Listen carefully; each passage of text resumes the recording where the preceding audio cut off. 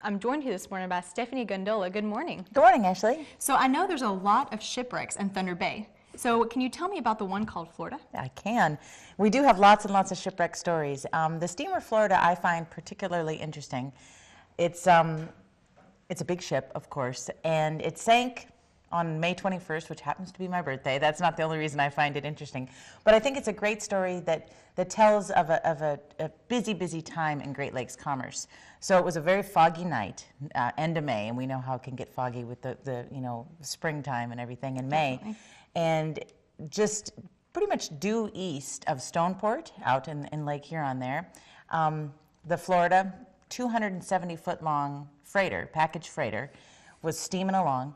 And it knew another vessel was out there called the George Roby, and so they were communicating, the two captains were communicating via whistles. You know, they didn't have radios back then. Mm-hmm. So they had their way to communicate via whistles. So they knew they were each out there, and all of a sudden the fog broke and they could see each other, but it was too late to back off. They tried, ended up colliding, and so the George Roby, the other steamer, collided into the side of the Florida, immediately dug a 12-foot hole.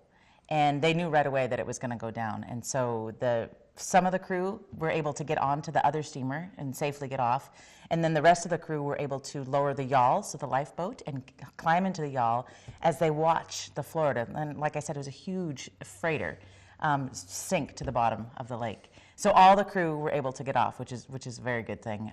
But the steamer Florida went down to the bottom, sits at 200 feet deep, and it also went down, of course, with all of its cargo. Wow, and thank goodness no one was harmed during this. That's true. A lot of the shipwreck stories out there, people did get off the vessel and went on to keep sailing.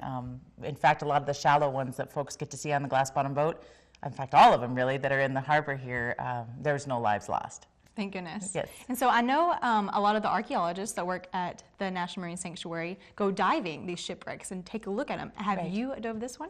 I have not dove this one to the actual bottom of the lake. I do dive, and I dive a lot of the shipwrecks.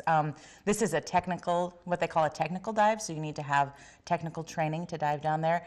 I act as one of the safety divers, so when part of the team goes down to the very bottom with extra tanks and extra gas mixtures, the specialized training, the safety divers hang out at about 100 feet, which is still pretty deep.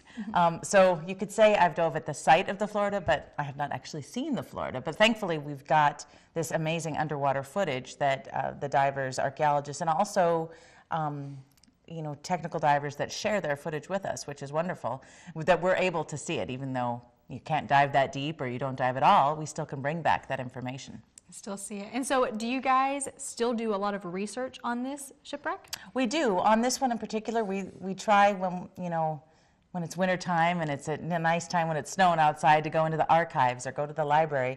We try and dig up more information on these wrecks.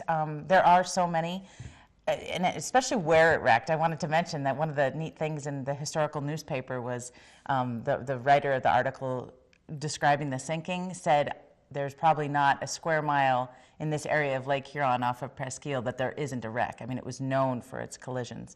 So to answer your question, yes, we like to do a lot of research on the wrecks. But another important thing about these wrecks is, I mean, we are learning the stories, and we learn more and more every year, every day that we do the research. But they give us an insight into not just the shipwrecks, but also, the daily lives of the folks that made this their living, the thousands and thousands of people that didn't wreck, that went on to build the commerce that made the Great Lakes. And that loved doing this for a living. Right. And I'm sure more people can go to NOAA to find out more information about this shipwreck or all the other ones? They can. I mean, going through the exhibits we call the Shipwreck Century, you learn all about the different stories that I think connect people to the water out here. So yes, come on and learn shipwreck stories. Come to the theater and watch shipwreck stories on the big screen. Perfect. All right. Well, thank you so much, Stephanie, for coming on today and telling us about the Shipwreck Florida. Sure. And so hopefully people can make their way to NOAA and find out more information about this themselves. Absolutely. All right. Thanks, Stephanie.